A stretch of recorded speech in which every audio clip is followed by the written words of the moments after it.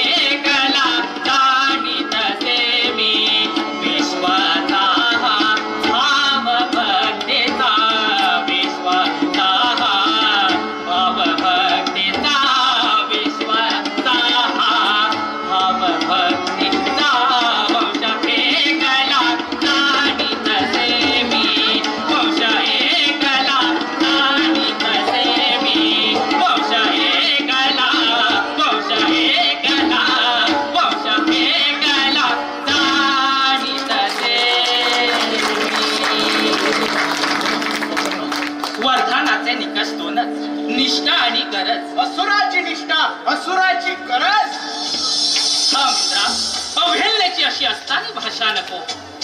निष्ठेला आणि गरजेला जात नसते. भस्मासुराची निष्ठा आम्हाला अस्सल वाटली आणि अस्सल तेच देवतुल्य. केवळ आमच्यावरील निष्ठेपायी भक्तीपायी अगदी काष्ट भक्षण करून आत्मनाश करून घ्यायला सिद्ध झालेल्या विषयी शंका घेणं हे रौर्व व मनस्काला शोभादायक ठरेल. आणि गरजेचं जर सांगायचं गेलं तर भस्मासुराने हा वरदान स्वतःच्या नव्हे तर आमच्या सेवेसाठी म्हणून मागून घेतला आहे. आम्हाला चिताभस्म उपलब्ध व्हावा म्हणून. पण त्याकरिता ज्याच्या मस्तकावर हात ठेवीन त्याचं तत्काळ भस्म व्हावं असा महाभयंकर वर. सांप्रत ज्या गोष्टी घडून राहिल्या आहेत त्याच्या तुलनेत यात काहीच महाभयंकर नाही. तू जाणतोस देवेंद्रा. मी समजलो नाही देवादी देवा. छान. तुलाही समजत नाही आणि आम्हालाही समजत नाही. सांप्रत या चराचर सृष्टीचा तोल का ठीक राहत नाही ते आम्हाला समजत नाही. जीवन यातनामय आणि मृत्यू दिरंगाईचा का ते आम्हाला समजत नाही.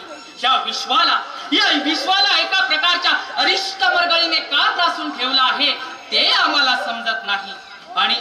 आणि कोणत्याही वरदानाविना चाललेल्या एखाद्या भक्ताच्या भक्तीमुळे प्रत्यक्ष देवेंद्राला का भयभीत व्हावं तेही आम्हाला समजत नाही.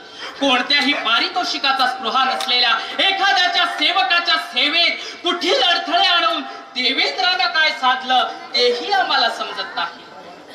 देवादी देवा आपला काहीतरी गैरसमज होता. मग समज काय हवा ते सांगशील. कर्तव्य चुकार वरुण आणि वायू याने मोठ्या तात्पर्याने भस्मासुराच्या चिताभस्म संग्रहणात केवळ तुझ्याच सांगण्याने कुठील अडथळे आणले. हाही जर आमचा गैरसमज असेल तर समज काय हवा ते सांगशील. भगवान शिवशंकराने जरा शांत व्हावं. देवेंद्राचा या मागचा सदहेतू तरी समजून घ्या. सदहेतू काय? कोणता सदहेतू? विष्णू भगवंता जरा आपण तरी समजावून सांगा आम्हाला. देवादी देवा आपण प्रसिद्ध होणार नसाल तर स्पष्टच सांगायचं साहस करतो. मनमोहना आपल्यावर कोपणं आम्हाला कधी शक्य झालं आहे का? सांगा. अगदी निशंकपणे सांगा.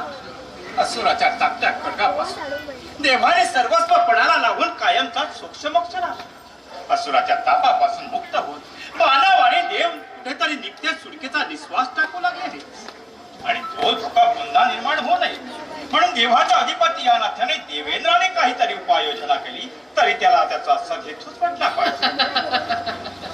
पराक्रमी देवाधिपतीला एका यकशित असुराचा भय वाटावा. असुराच्या यक्काचितपणाबद्दल शंका नाही पण तो साक्षात शिवशंकराच्या कृपेने निर्माण होतो आणि त्याला त्याचं वरदानही लागतं तेव्हा तो मात्र नक्कीच यक्कचित राहत नाही. आपल्या भोळेपणाचा असून सदैव लाभ उठवी झालेले आहे. आपलं वरदान लाभलेलं सहसा प्रत्येक असून देवाच्या साम्राज्याला चराचरात धोका निर्माण करत आलेला आहे. हा पूर्वानुभव आपणही नाकारू शकणार नाही. देवांनी तरी भूतकाळात भविष्याची बीज शोधू नये.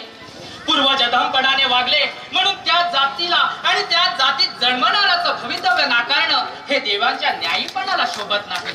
मानवातून जर देव निर्माण होऊ शकतो तर दानवातून का निर्माण होणार नाही?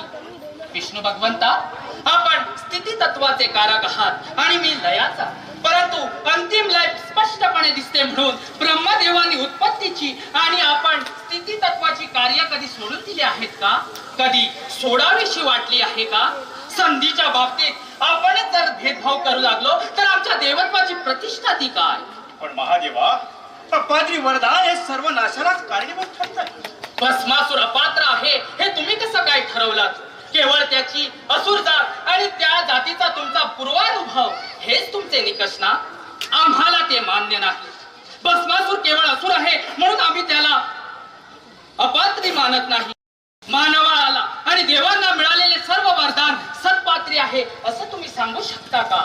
मानवांना आणि देवांना मिळालेल्या वरदानाचा त्याने कधीही दुरुपयोग केला नाही असे तुमचे पूर्वानुभव सांगता आहेत का? नाही ना? देव मानवातही अपात्री वरदान झाले. देव मानवानही आपल्या वरदानाचा दुरुपयोग केला पण त्यांच्या त्या प्रमादाने मात्र त्यांच्या जातीला लांछन लागलं नाही. परंतु असुरामध्ये चांगला अपवाद कधीच निर्माण झालेला दिसत नाही म्हणून तो पुढेही निर्माण होणार नाही. देवांचं भलाड साम्राज्य सांभाळणाऱ्या देवेंद्राला निराशवाद शोभत नाही. अरे एक चांगला अपवाद घडवण्याकरता अनंत अरिष्टाचे धोके पचवावेत. आपलं म्हणणं आदर्शवादी आहे पण व्यवहार्य मात्र नाही. हे तू या हलाहल पचवलेल्या नीलकंठाला सांगतो आहेस. शांत व्हा भगवंता, शांत व्हा. देवेंद्राच्या उताळेपणाबद्दल मी आपली क्षमा मागतो. देवेंद्र नुसता उथाळा झालेला नाही तर तो स्वस्त सरक झालेला आहे. याला कोणताही धोका पत्करावा असा वाटत नाही. मानवी धोक्याचे काटे वेचता वेचता उमरत्या कळ्या पायादुर्वी तुडवल्या जात आहेत. तरीही त्याला त्याची काहीच दिक्कत नाही. देवेंद्रा, अरे सत्ताधारी जर असा आत्मकेंद्रित होऊ लागला तर नव्या निर्माण्यापासून सृष्टीला वंचितच राहावं लागेल. ठीक आहे, या तुम्ही. आमच्या भस्म चर्चेची समय झाली आहे. भस्मासुरा, आज्ञा प्रभू. आम्हाला आणखी भस्म चर्चेची इच्छा आहे. मनोमलिन दाटला आहे. सिद्धता आहे प्रभू. यावस. गोया शंकरांना या नव्या असुराने चांगलं ग्रासलं वाटतं. हा नंदिकेश्वरा, क्षेम आहेस ना? संबंध कैलासाला स्वामी कृपेमुळं असुर ग्रहण लागले ना, आमचं शेम का विचारतात? आहे झाला. आपण तर सर्व शेम असलात आणि शेम राहिलात म्हणजे झाला. पहा पहा पहा माधवा, साक्षात शिवशंकराचा मुख्य सेवक जर असा बोलू लागला तर आम्ही काय उतावळेपणा केला. जाऊ दे देवेंद्र, अजून तरी आपण सारे आशांकित झालेलो आहोत. नीलकंठाच्या म्हणण्यात तज्ञ नाही असं आपण म्हणू शकत नाही. आपल्या शंकाला पुष्टी देणारे जेव्हा काही प्रत्यक्षात घडेल तेव्हा पाहू. महादेवानं आपण उगीच प्रक्षुब्ध केलं. चल त्याचं सात्वन करू आणि जगत मातेचंही दर्शन देऊ. चल.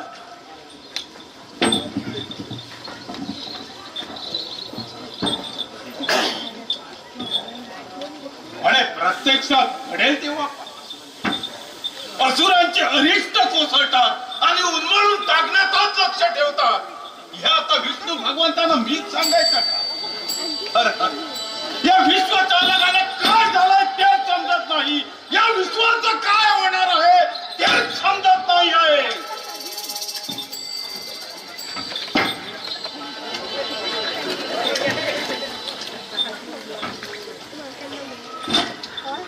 दोन्हीसाठी काष्टा आणि नंदी महाराज, आणखी काही आज्ञा? आज्ञा तुम्हाला सांगतो, दोन्ही मध्ये काष्ट म्हणून आम्हाला टाका आता.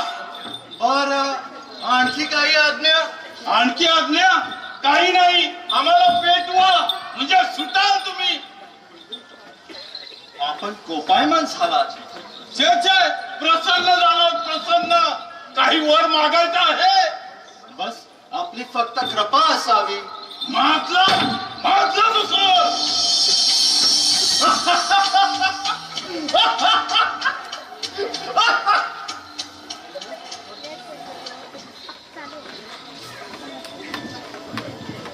पाहिलंस, ऐकलंस ना सारं?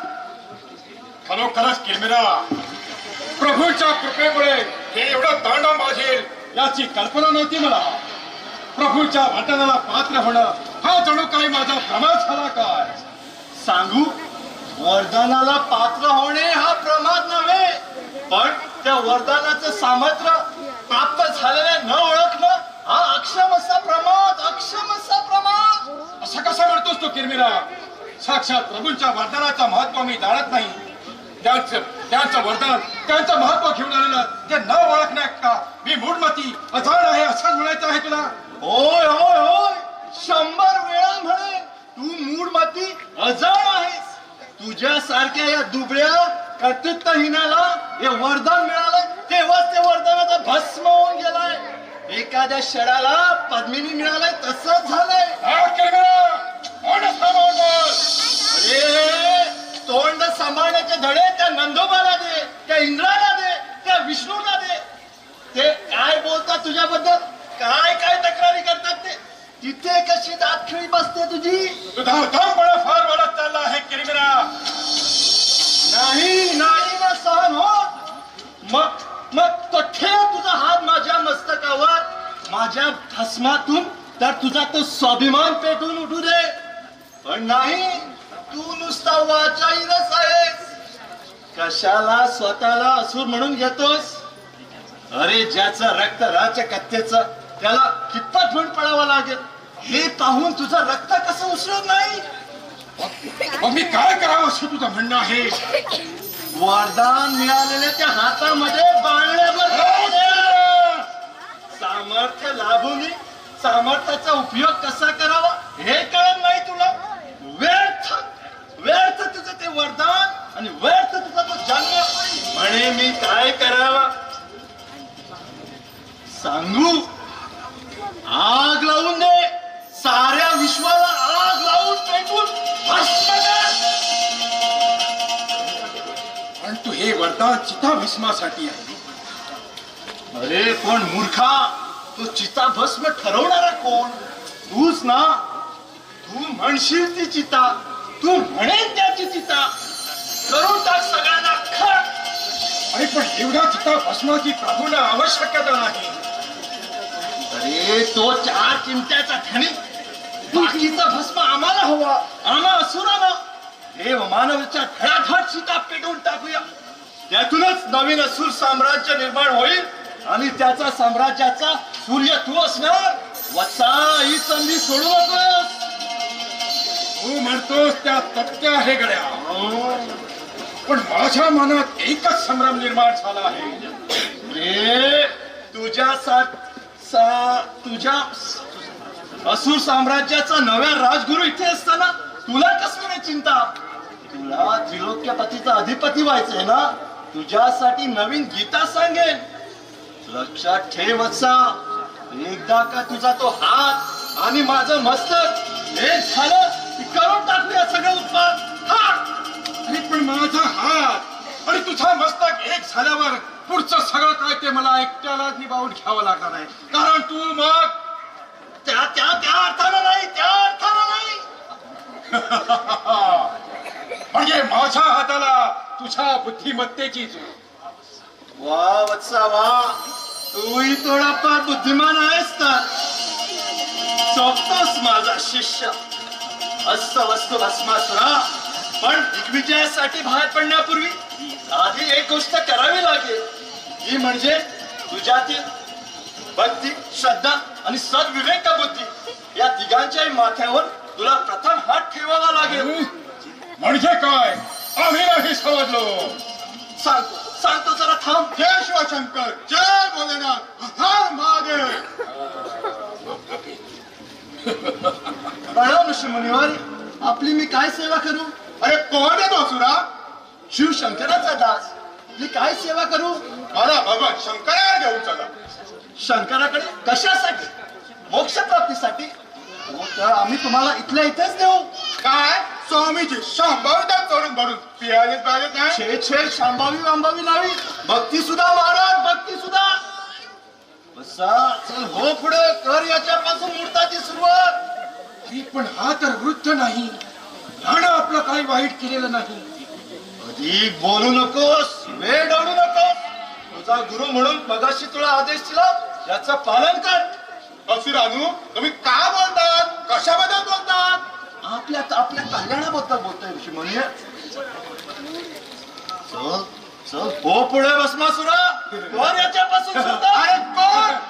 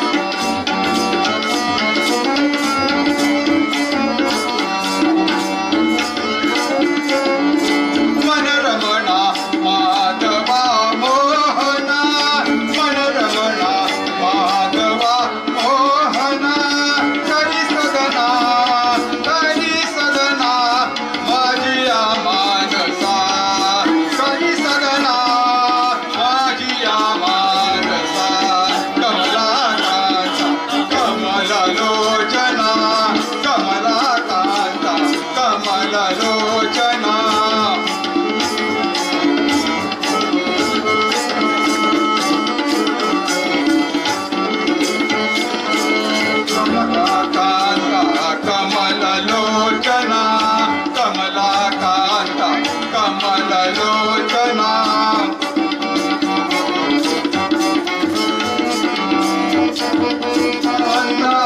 कमल लोचना कमलाकांता कमल लोचना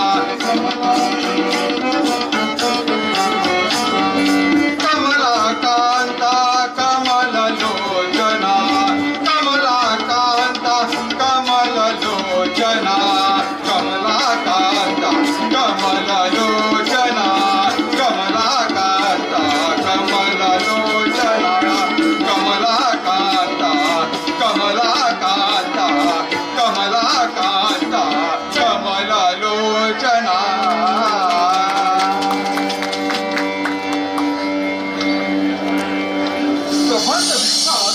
मोठी मौज मी म्हणणारा नाही अगदी कोहळगाईची कळाली आहे जळी स्थळी काष्टी पाषाणी ज्याला त्याला फसफसत दिसू लागला कुणाला आशीर्वाद देण्यासाठी हात वर करण्याची सोय राहिली नाहीये हात वर केला रे केला की सगळे लोक पळत सुटल्याच म्हणून समजा त्यांना वाटतं भस्मासुरच मायावी रूप धारण करून आला आहे की काय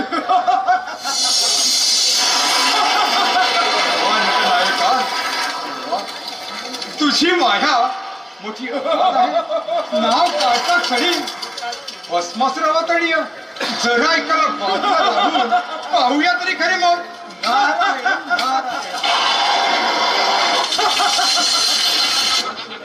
काय सांगणार दुसरी काय मौत घेऊन राहिली आहे रे केवढा हात की भस्म केवढा हात की भस्म हे उघडा म्हटला की पळा पळा पळा पळा पळा किती जाणारा हे माझ्या नावाचा भस्मासुरा हे सगळं तुला अगोदर सुचलं नव्हतं ते सुचवणारा मीच अरे बाबा हो आणि सुचवल्यानंतर तुझी तयारी पण नव्हती की तुझी तयारी करून घेणाराही मीच अरे बाबा हो हो हो हो हो तूच फक्त झाला एवढ्याने नाही झालं अरे मी राजगुरु तुझा आणि तू मला तू म्हणतोस काही चढ मनाची मोठा विनोदी आहेच बघ तू राजगुरु आणि तुझ्या जाण्याशाने तर मी माझ्यातील भक्ती सत्ता सद्विवेक बुद्धी जाऊन नष्ट नाही का केली मग आता मनाची चाल आणखी का विचारतो अरे पण हे बरं दिसत नाही रे लोकात अरे लोकांची आशेकी तशी जाऊन टाकू एकेकाला आता हे ना आपला दुरून किती वेळा सांगायचं तो हात माझ्या मस्तकाजवळ घेऊन येऊ नकोस म्हणून जाऊ दे रे राज रागावतोस कशाला पुढं काय करायचं ते बघ.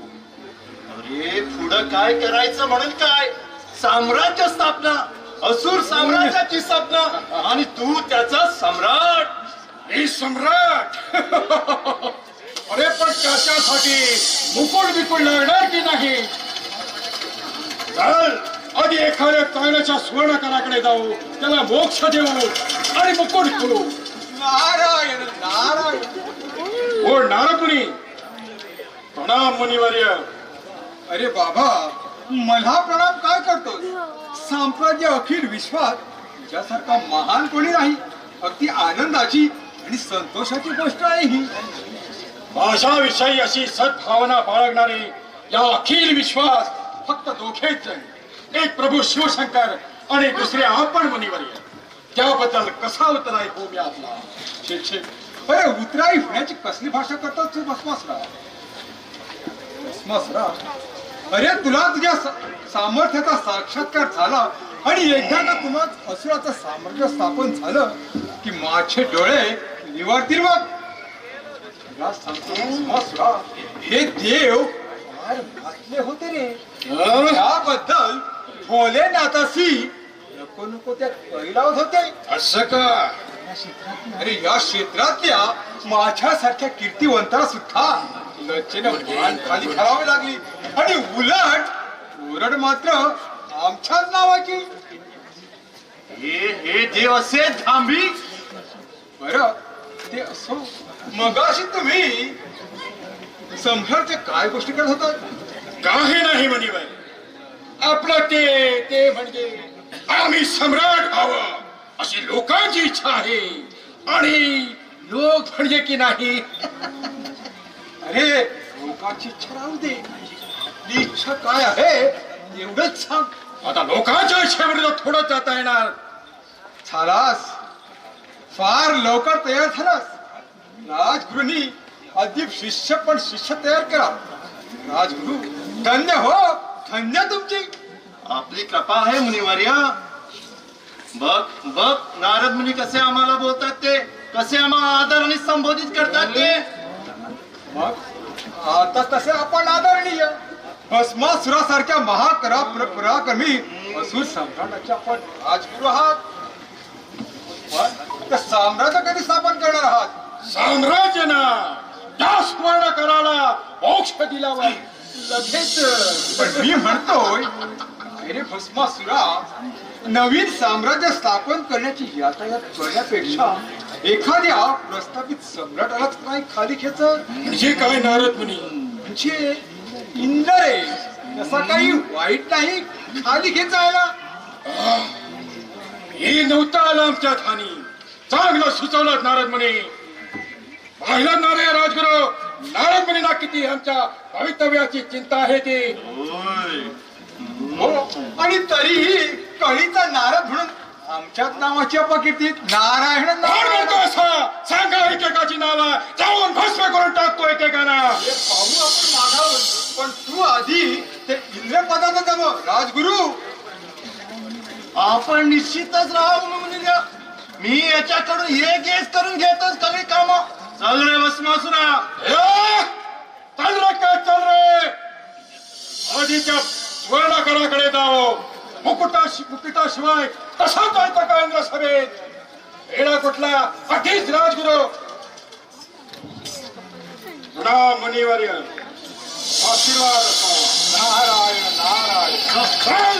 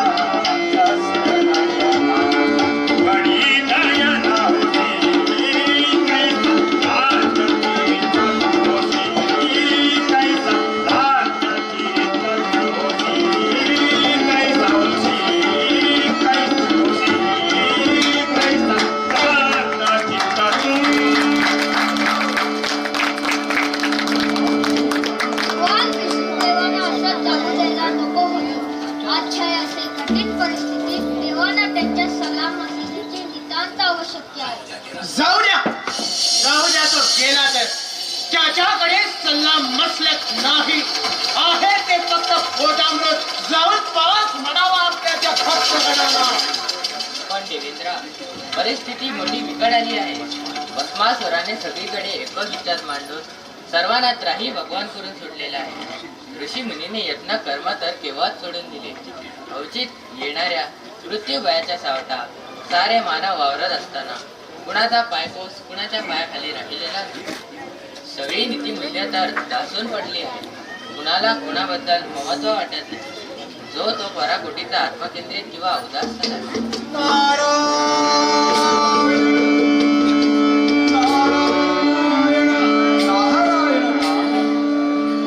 काय देवेंद्र, स्वर्ग लोकात सर्व काही सेम आहे ना? नारदा, आधी भस्मासुराची वार्ता सांग.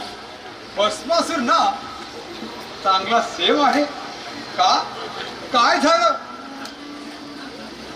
नारदा, भलत्या वेळी वेळ पांगरू नकोस आणि बोलण्यात थट्टेवारी करू नकोस. आम्ही इथं गंभीरपणाने बोलतो आहोत.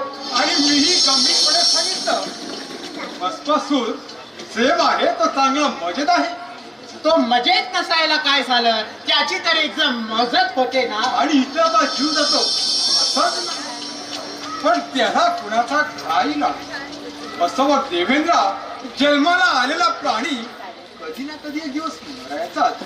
आता त्याला भस्मासूत कारणीभूत होतो, त्यात त्या बिचाराचं तरी काय दोष?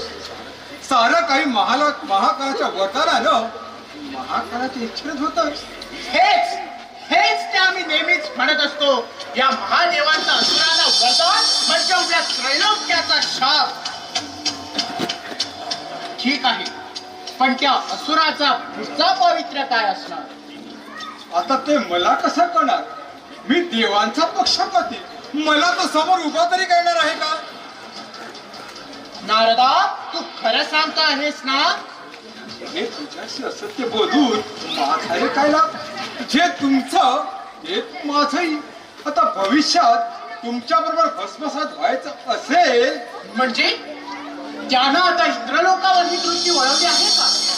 मला ठाऊक नाही, पण ते अशक्य नाही. कुणीतरी विज्ञ संतोषी व्यक्तीनं दिला त्याला तसा सल्ला तर थोडंच सांगता येईल. तुला ठाऊकच आहे, आपल्याकडे अशा लोकांची वाढ नाही. होय, आपल्याकडे अशा विघ्न संतोषी लोकांची काहीच वाढ नाही. पण तुझ्यासारख्या पराक्रमी सामर्थ्यवान देवेंद्राच्या वाटेला येणं म्हणजे काही सामान्य गोष्ट नाही. त्यानं केलं तसं धाडस तर तू दाखवून देशीलच पण. अर्थातच देवेंद्र म्हणजे काय हे त्याला चांगलाच दाखवून देऊ.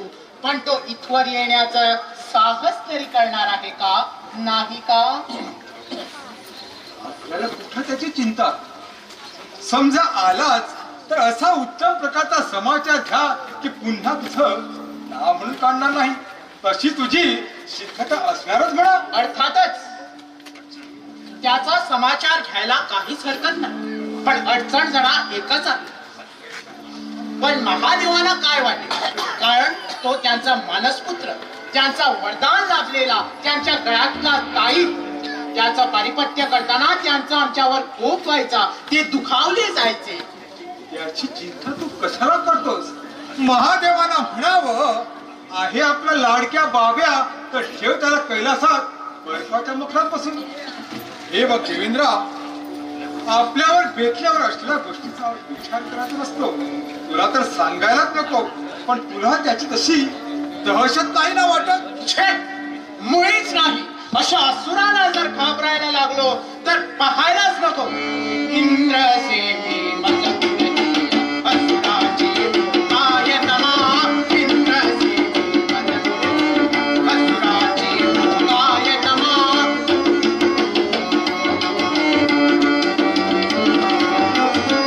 ओळखले त्याच्या जुनी गोडी, ओळखले त्याच्या जुनी गोडी काय नमा.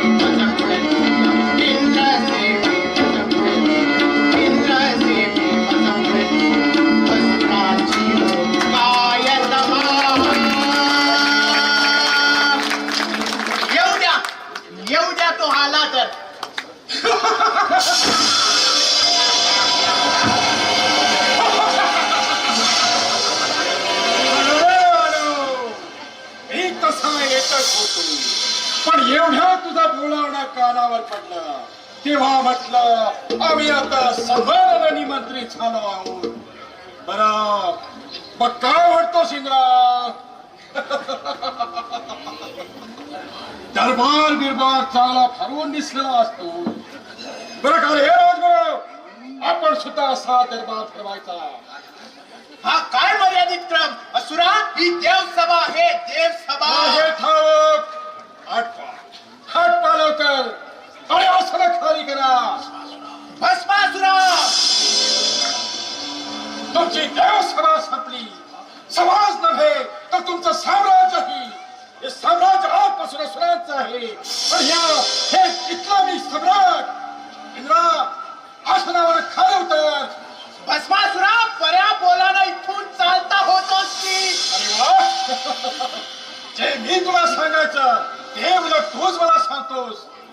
अहो नारद मुनी, पाहिलं तुम्ही तुमच्या इंद्राचा उलटा न्याय. नारायण नारायण. अरे हे राजगुरु, त्या इंद्राला सांग मला थांबायला वेळ नाही. उगीच दंगामस्ती करायला लावू नका. धांदली चुकून त्यांच्या मस्तकावर माझा हात पडायचा. आणि नारदा, या अडाणी असुराने इथं काय फाजीलपणा चालवलेला आहे? नारदमुनी, या तुमच्या मोठ इंद्रमानं बघापासून काय हा हे कल्पना चालवला. नारायण नारायण. याला माझ्या सामर्थ्याची अद्याप कल्पना तरी आलेली नसावी, किंवा याला माझ्या सामर्थ्यावर विश्वास तरी नसावा. पण हे राजगुरु, ऐकला एखादा बाजूला गुबगुबीत साधेव.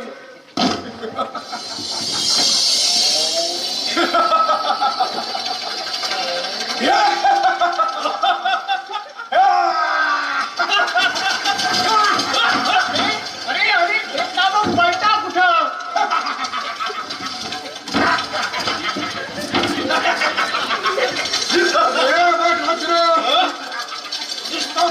भस्मासुरा, मग रे राजगुरु, हे तुझ्या जोड्या राखले आहेत नाही का? हे घे. भस्मासुरा, याचा परिणाम चांगला होणार नाही. आम्हा देवांचं सामर्थ्य तू अजूनपर्यंत ओळखलेलं नाहीस. त्या मुळातच नाही ते ओळखायचं तरी काय.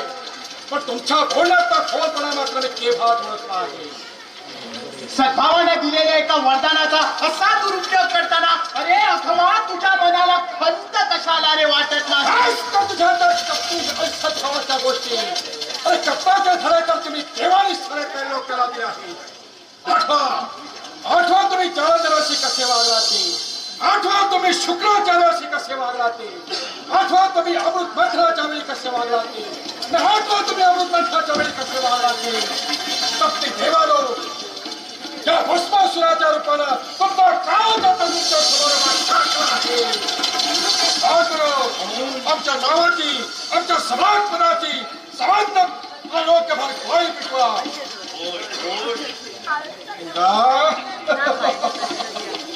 आमच्या शेजारचं हे आसन आली का? तुझी राणी शशी ती आता आमची पट्टराणी झाली आहे. तिला घेऊन ये आणि सन्मानपूर्वक आमच्या स्वाधीन कर. बाबा, तू मदोमंत झाला आहेस. तुझा काळ आता तू स्वतः सोडवून घेणार आहेस. आज झाली तुझी ती भटा भिक्षुकांची शापवाणी. कपटी देवानो, माझ्या काळाच्या गोष्टी कसल्या करतात. आपले ते 1000 डोळे उघडून किंवा फाडून बघा माझ्याकडे. तुम्हा देवांचा काळ असा हा भस्मासूर आज तुमच्या देवत्वाच्या खातड्यावर नाचतो आहे. असुरांना अन्यायाने ढटकून टाकणाऱ्या तुमच्या देवत्वाला हा भस्मासुरात आव्हान देतो आहे. पण उन्मत्त दगाबा देवानो, आव्हान पेलण्याची ताकद तुमची तर पार या भस्मासुराला पात्रात गाडून टाकली आहे. इंद्रा, अरे कर स्मरण तुझ्या त्या मित्राचं विष्णूचं. दगाबाजीची आणखी काय खेळ खेळणार आहे तो विचार त्याला. वामन अवतार घेऊन विश्वासघातानं पहिला पाताळ ठकाणाऱ्या तुझ्या त्या मित्राला विष्णूला बोलाव. शतअवतार घेऊन शतपावली केली तरी या भस्मासुराच्या एका हातापुढं तो मात्र केवळ शून्य मात्र दुरेल. परंतु अरे विश्वासघातक्या विष्ण्या, तो शून्य विलीन होण्यापूर्वी हा भस्मासूर तुला आपल्या तळावरती मत्त देवानो आता नाही तुमचं भवितव्य ओळखा. विसरा विसरा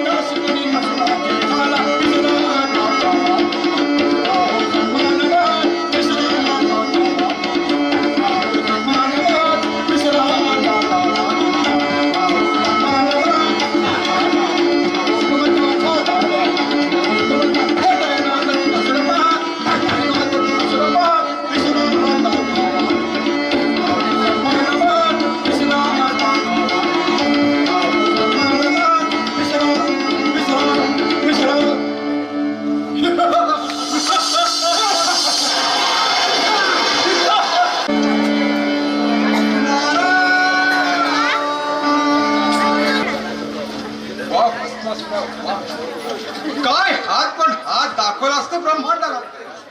मानव झाले, ऋषी मुनी झाले, आता देवांची पळापळ. ते पहा अश्विनी कुमार, अश्विनी कुमार, अहो अश्विनी कुमार, अहो अश्विनी कुमार. अरे हे देवैत्य देवांचं, पण याची सुद्धा कसलीच मात्रा चालत नाही भस्मासुर भयगंडावर. अरे भेडानो आता कुठं इथं थांबा थांबा.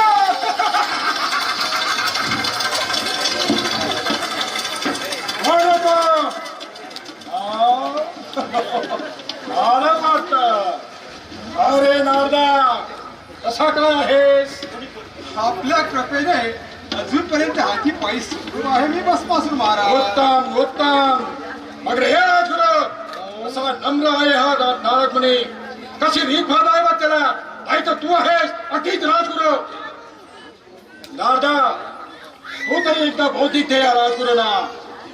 छे महाराज, आपण एवढे थोर बुद्धिमान असताना माझ्यासारख्या पामरानं काय बुद्धिकेच्या गोष्टी कराव्यात. नारदा तुझ्या या विनयशील स्वभावामुळे आम्ही तुझ्यावर खूप प्रसन्न झालो आहोत. बोल बोल तुला काय वर देऊ? तुर्थास एकच वर पुढे आहे महाराज. हा सांग सांग कुठला वर देऊ? तो वर्द असत आमच्या मस्तकी कधी न पडो हा एकच वर महाराज. कथा असतो कथा असतो. पण नारदा एक सांग आम्हाला. उभ्या त्रैलोक्यात तुझा संचार आहे आणि तुझ्या प्रामाणिकपणाबद्दल आम्हाला विश्वास आहे. म्हणून विचारतो कसं काय चाललं आहे सगळीकडे?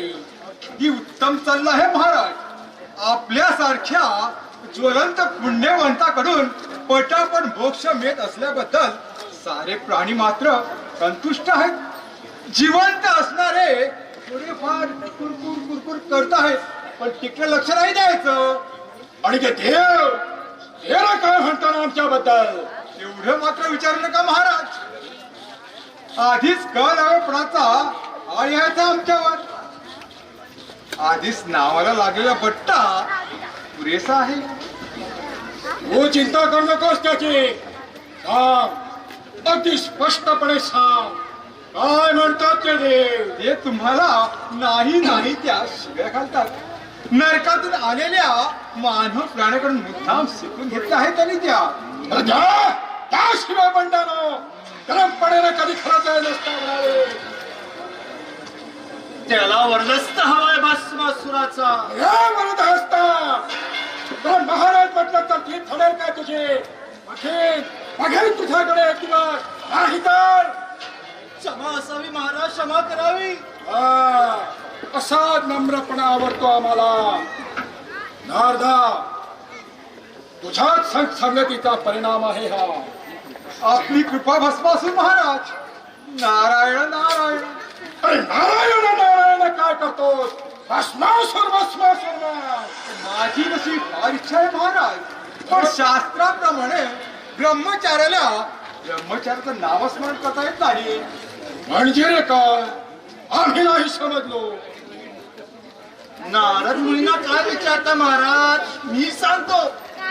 विष्णू नारायण ब्रह्मचारी नाहीत, परंतु आपण नुसते कोरडेच आहात.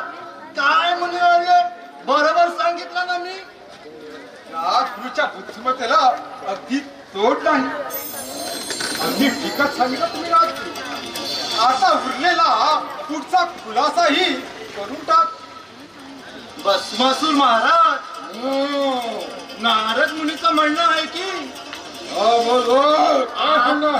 आपण स्त्री सहवासानं धन्य झालात, म्हणजे आपलं नामस्मरण स्वतः नारद मुनी काय महाराज?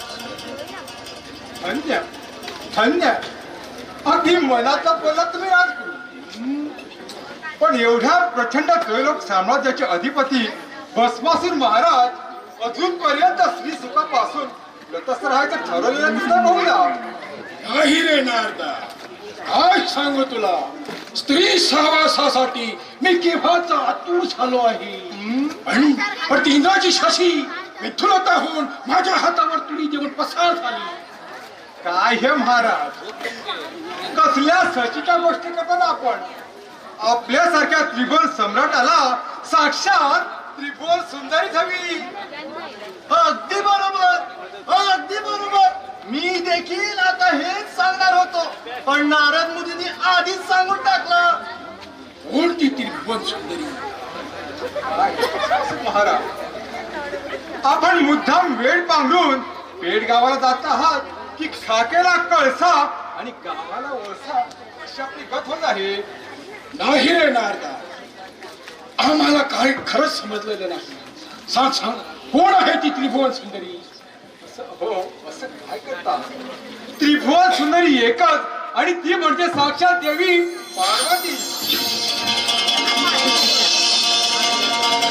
अगदी बरोबर, अगदी बरोबर. मी देखील आता हेच सांगणार होतो, पण नारद मुनीने आधीच सांगून टाकितलं. पार्वती माता. छे छे नारदा, बोलतोच काय? राहिलं नारायण नारायण. महाराजाच्या मनात आमच्या प्रामाणिकपणाबद्दल शंका आली आहे. आम्ही म्हणतोय तशी पार्वती त्यांना त्रिभुवन सुंदरी वाटत नाही. छे छे नारदा, तुझं म्हणणं अगदी रास्त आहे, त्यात शंकाच नाही. पण आम्ही तरी का पिचकलो कुणाच ठाऊक. कारण महाराजांना महादेवाचा भय वाटतो. अरे ते मुळीच नाही, त्या ओसावण्याला काय घाबरायचं? आता कसं बोललात? अशी हिंमत हवी, हिंमत. अगदी बरोबर, अगदी बरोबर. मी देखील आता हेच सांगणार होतो, पण नारद मुनीने आधीच सांगून टाकलं. आणि या पुढेही नाराज मुलींना सांगू द्या, तुम्ही मध्ये मध्ये लुडबुड करू नका. दोन मोठी माणसं बोलत असताना मध्ये लुडबुड करू नका. हा, सांगा नारदा, काय म्हणत होता तुम्ही? आता आणखी काय म्हणावं महाराज? आपल्यासारख्या समजदाराला नुसती पापणीची खुणा सुद्धा पुरेशी आहे. मला एवढंच म्हणायचं होतं की त्रिभुवन सम्राटानं आपल्याला साजेल, शोभेल अशाच रत्नाचा विचार करावा. हे आपण तर ठोस विचारवंत आहात भस्मासूर महाराज. नारदा, तुझ्यासारखी या अवघ्या त्रैलोक्यात कुणाला पाहत नाही. माझी पालक राहू द्या महाराज, मी आपलाच आहे. फक्त आपला विचार काय आहे एवढंच सांगा. अरे विचार म्हणून काय विचारतोस? या त्रिभुवन सम्राटाला त्रिभुवन सुंदरी पाहिजे.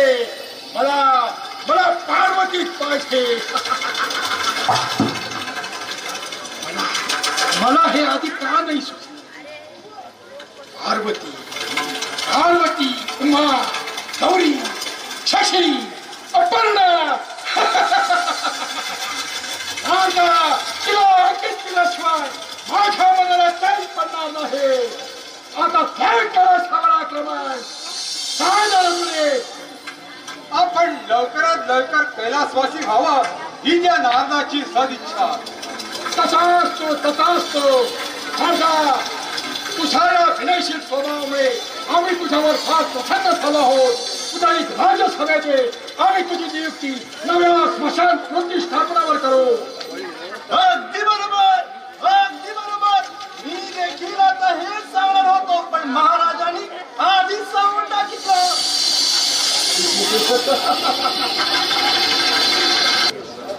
हे सारं आता सहनशक्तीच्या पलीकडे गेलेला. महादेवा, इतका काळ नामशेष झाल्यागत परंतु दबा धरून बसलेल्या असुरानं उभं त्रैलोक्य व्यापून टाकलं. हे विश्वच आता असुर विश्व होऊन जाणार आहे याची स्पष्ट चिन्हही दिसू लागली आहे.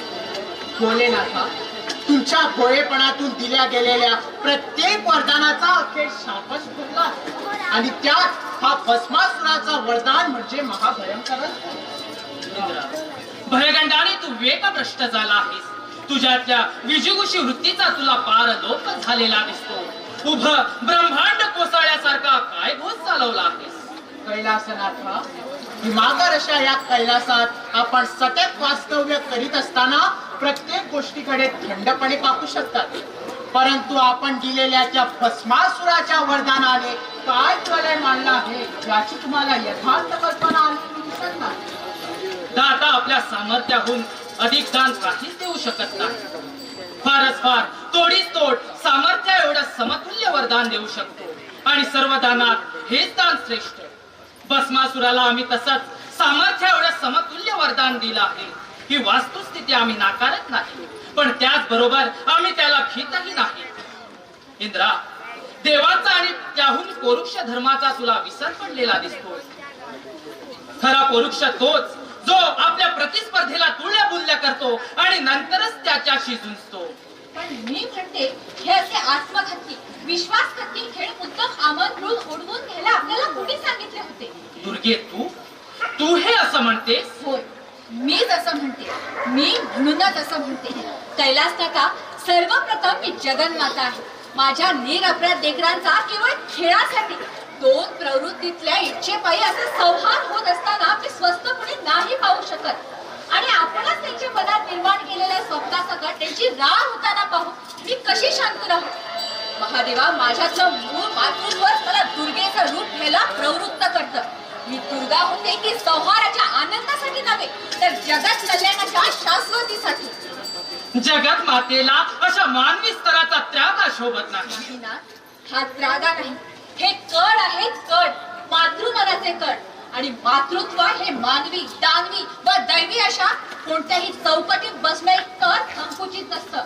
म्हणूनच महाकाला, आज एक माता या नात्याने मी तुम्हाला जाब विचारते की हे असं हे अघोरी कृत्य करून तुम्ही काय साधलं? यात तुमचं कोणता पूर्वनियोजन होतं? यात तुमचा कोणता अहंकार सुगावत होता? सांगा ब्रह्मांड नायका, तुमच्या एका लहरीपायी हे असं भस्मासुरी हलाहल प्राशन करायला तुम्ही का भाग पाडलात? खेळ अजून पूर्ण झालेला नाही. तोच तू या प्रश्नाची उत्तर मागते आहेस पर्णे. जरा धीर तर धर. सांब सदाशिवा, खेळ संपण्याआधी सारं चराचर संपण्याची वेळ आली असताना आणखी धीर तो काय करायचा? उमानाथा, आपण काही क्षणांसाठी कैलासाचा त्याग करा आणि त्रैलोक्य संचार करून पहा.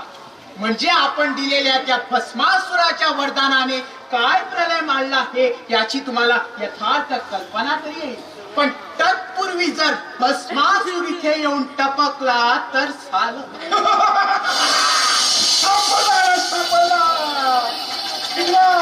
तुझ्या माझ्या हातावर तुम्ही दिल्या पण तुला मात्र मी दिसू नाही देणार. हा भस्मासुरा, आपण मंगळ समोर केला असता आपल्या भस्मलेपनासाठी मी हात अगदी उंची भस्म आणून देतो तुम्हाला. हा म्हणतो ना मी. हा थांबलो. काय म्हणणं आहे? एकूण माझ्या कानावर येत असलेली वार्ता सत्यच असल्याचं तुझ्या या हाताच्या वर्तनाने तू सिद्ध केला आहेस. भस्मासुरा, हा वरदान मी तुला सत्कार्यासाठी म्हणून दिला होता. अगदी आवश्यकता पडेल त्याच वेळी या वरदानाचा उपयोग करायचा असं मी तुला बजावून सांगितलेलं होतं. मग ही तरी तू त्याहून अधिक वेगळा ते काय वागतो आहे? मी सत्कार्य जाणवलं आहे. सत्कार्याची आवश्यकता म्हणून मी त्या वरदानाचा उपयोग करीत आहे. ढोंगे पाट्या, कशाला चांगला शब्द कलंकित करतो? तू सद्धर्माचा विरोधक आहेस, सज्जनाचा दैवत्वाचा वैरी आहेस. उग्र ब्राह्मणाला तू आपल्या महत्वाकांक्षाने हरपून काढला. स्त्री पुरुष वृद्ध बालक असा कोणताच भेदभाव तू केला नाहीस. बरोबर, अगदी बरोबर. मी भेदाभेद मानत नाही, मी भेदाभेद करीत नाही. सधर्माची शिकवण आहे ती. कसला सद्धर्म? सद्धर्माचा वागणं करतो, असुर स्वराज्य स्थापन करण्याचं स्वप्न पाहतोयस तो. मग त्यावेळेला कसला धर्म? इतके दिवस ज्या हक्कापासून आम्ही वंचित होतो तो धर्मसिद्ध हक्क आम्ही आता आमच्या बाहुबळावर मिळवत आहोत. म्हण हक्क, म्हण भाऊबल, भीक मागून घेतलं वरदान. कॅम्पस बनवला. थांब, थांब, तुला सिंग खोपतो ना, ठार करतो. भस्मासुरा, काय हा अनर्थ मांडला आहेस? स्वार्थाने एवढा आंधळा झाला आहेस. आपल्या महत्वाकांक्षाच्या थंडीला किती निष्पाप निरपराध जीवांचे बळी जात आहेत याचा विचार केला आहेस तू? काय करून विचार केला की निष्पाप निरपराध, पण त्यांच्याच पूर्वजांनी आम्हा असुराला कसं वागवला ते जरा तुला आठवण केला असला का? आमचा आत्मविश्वासात ठेवला होता. आमची अस्मिता त्याने पगू करून टाकली होती. आम्ही भयानक त्यांच्या समोर दबून राहत होतो आणि त्यांचं आवाज होत ते आमचा तिरस्कार करत होते. ते अभित होते, तुडवीत होते. पावला पावली काय अधिकार होता, काय हक्क होता त्याला? पण त्यापैकीच एकाने तुला हक्क दिला ना, अधिकार दिला ना. लाख हक्क आम्हाला, मग तोच अधिकार वापरून आम्ही आमच्या जुन्या हिशेब चुकता करत आहोत. आम्हाला आमच्यावर अत्याचार करणाऱ्याचे नाव निशाणी सुद्धा राहू द्यायचे नाही. जे राहतील ते आमचे दास म्हणून आम्ही फेकलेल्या पिकाच्या 4 तुकड्यावर गुजारा करीत राहावं. त्याने आम्हाला भयानक जगून राहावं लागणार. मुक्काटपणे आमचा द्वेष तिरस्कार सहन करावा लागेल त्याने. सुरा, हे तू नव्हे तर तुझ्या जवळ येत चाललेला अंतकालच बोलतो आहे. अंतकाळ नव्हे, वसंत काळ म्हण, वसंत काळ. चल उभे, चल. या मतदारीच्या सावासात राहून आपल्या लावण्याचं भस्म करून ठेवू नकोस. तुझ्यासारख्या त्रिभुवन सम्राटीला माझ्यासारखा त्रिभुवन सम्राटच हवा. माझी अशी अवांतरवाणी विचारताना तुझी जीभ कशी घडून पडत नाही? आणि कैलास नका तुम्ही गप्पा कसे? आता तो ढोकळा खेळा, दुसरं काय करणार? तू काय करू नकोस हे सांगत बसायला मला वेळ नाही. मी केव्हाचा मिलनातूर झालो आहे. तुझ्या या दुर्भाग्याच्या डोळ्या देखत तुझं हरण करतोय. दृष्टा, स्वतःच्या जन्मदात्यावर उलटतोस. विध्वंसाच्या सामर्थ्यात एवढा आंधळा होऊन गेला आहे. स्वतःला मिळालेलं दैवी वरदान दुसऱ्यांच्या जीवाचा शाप म्हणून वापर करतो आहेस. अरे, जो वरदान देऊ शकतो तो ते निशबही करू शकतो हे तू जाणत नाहीस. आपल्या वरदानाला शापाची बीज आहे हे तुला कळत नाही. आणि ह्या अज्ञानानं तू आपल्या अंतःकरणाला आमंत्रू लागला आहेस. मला वरदान देऊन जो काय उपकार केला आहे का तुला उतराय होतो?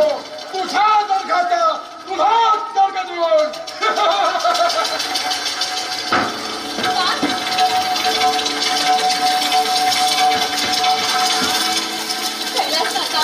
कैलास नाथा तुमचा खेळ होता, पण ब्रह्मांडाचा मात्र तोल सुटते.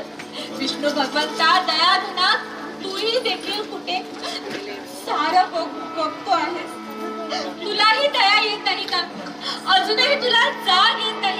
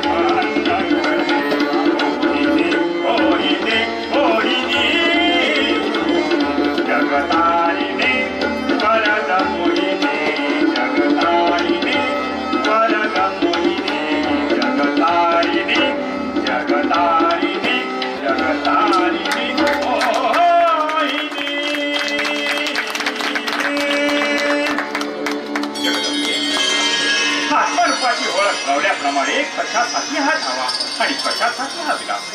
कोण भस्मासूर, काय त्याचं वरदान आणि काय त्याने मांडलेला तो प्रलय? कड्यातून निर्माण झालेला जीव तो कड्याप्रमाणे वेचून बाहेर फेकून न देण्याचं जगदीश्वराचं सामर्थ्य एवढं घडलेलं आहे असं वाटतंय तुला? नारायणा, एरवी तुझ्या अशा आश्वासनांनी मी निश्चिंत होत होते, पण आज मात्र मनाच्या कुठल्या तरी कोपऱ्यात थरकाप उठतो आहे. कारण ते असुराला प्रत्यक्ष महादेवांकडूनच अमर्याद सत्ता प्राप्त झाली आहे. नाही अंबे, कोणतीही सत्ता कधीच अमर्यादित नसते आणि त्यातून भस्मासुराची तर नाहीच नाही. वरदान म्हणून मिळालेली सत्ता विकृतीने सहसा सापद म्हणून राबवली जाते. ती साऱ्यांना शाप सत्ता राबवणारा सुद्धा या शापचक्रातून सुटू शकत नाही. त्या सत्याचा अपवाद आपण पाहिला तर उत्तराधाही अपवाद ठरणार नाही. पण माधवा, आता पण परंतु पुरं झालं, मला अवसर नाही. शेवटची एकच विनंती आहे, मी निघण्यापूर्वी आपण खळखळून हसावं. कुणाला वेळ लावणार आपलं ते मनमुक्त हास्य मला एक ऐकू द्या, पाहू द्या. विष्णू भगवंता, क्षमा करा ती, अगदी शुद्ध हेतूनेच विनंती करतो आहे. तुझ्या हेतूविषयी कधीतरी शंका घेईन का मी नारायणा? तर मग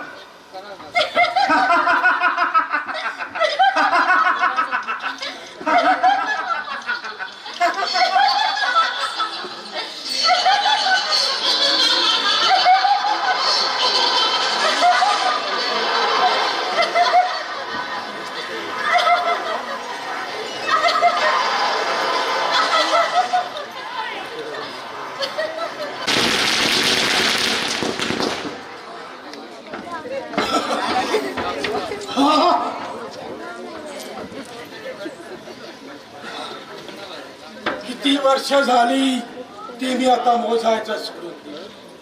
त्या जोगड्या वाटणाऱ्या शंकरा पाठोपाठ धावतात होता मी स्वतः थेडा होण्याची वेळ आली.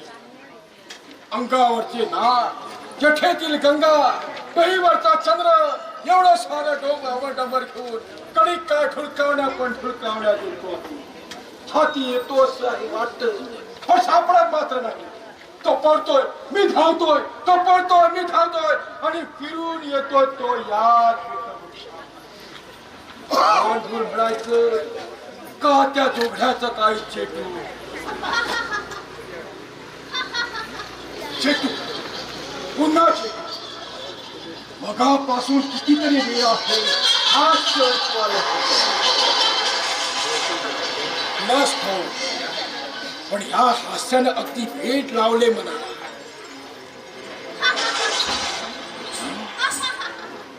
पुरांचा छंका काय पारंब्याच काहीतरी चेटू.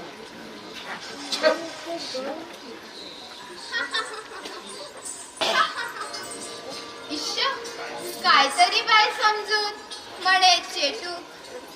आता तर बोलणंही ऐकू यायला लागलं. चेटू, शुद्ध चेटू. हद्द झाली हो बाई. त्या झाडानं चेटूक केलाय का पुरुषावर? नाही तर एवढ्या हाडामासाची जिती जगती मी इथं उभी आहे तरी माझ्याकडे वळून सुद्धा बघायचं नाही म्हणजे का? चेटूक हो चेटूकच.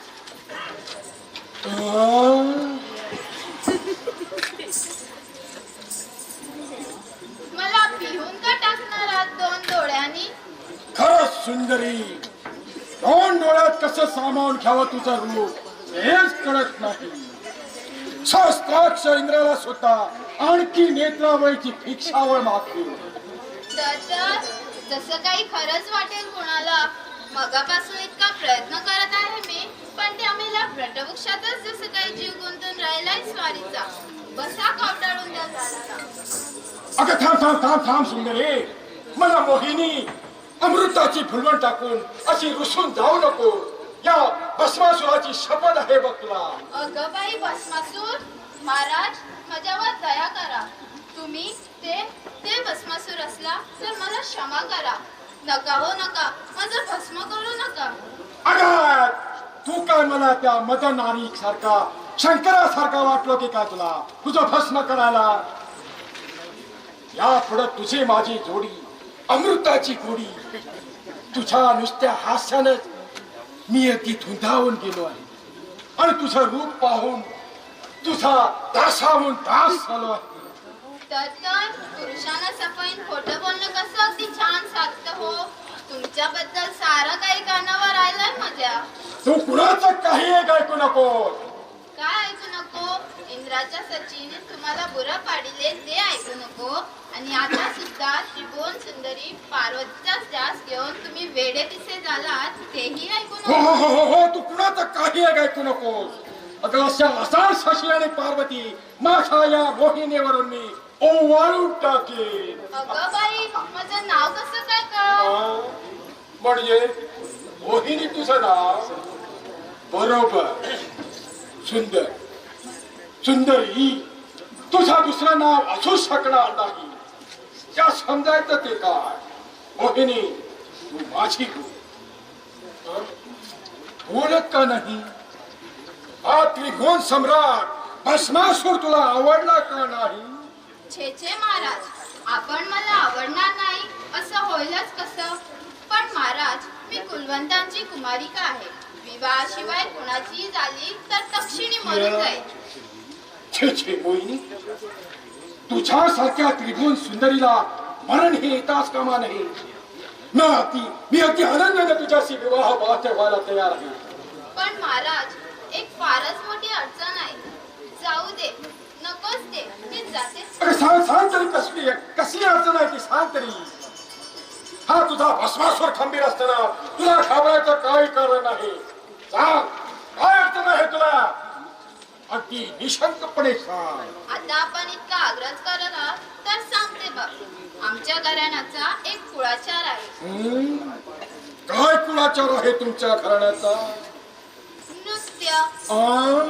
त्या व्रतवृक्षात आमचा कुलदेवत आहे. त्याच्या पुढे नृत्य करायचा आमचा कुळाचार आहे. आणि लग्नापूर्वी तो पुरा करायचाच असतो.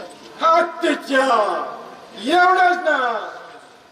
तू नृत्य कर आणि मी त्या आरामात बसून बघणार. ही तर मोठी आनंदाची गोष्ट आहे. तसं नाही महाराज. नृत्य माझा एकटीच नाही. कुलाचाराप्रमाणात माझ्या बरोबर माझ्या पतीनेही म्हणजे तुम्हीही नृत्य करणं आवश्यक आहे. अगं पण त्यात एवढं कठीण का आहे? मला काय नृत्य करायला येत नाही. हे बघ. तसं नाही मग महाराज. कसं? आपण हुबेहूब माझ्या प्रमाणात नृत्याचे हावभाव करायला हवे. आमचे कुलदेव महाउग्र आहे.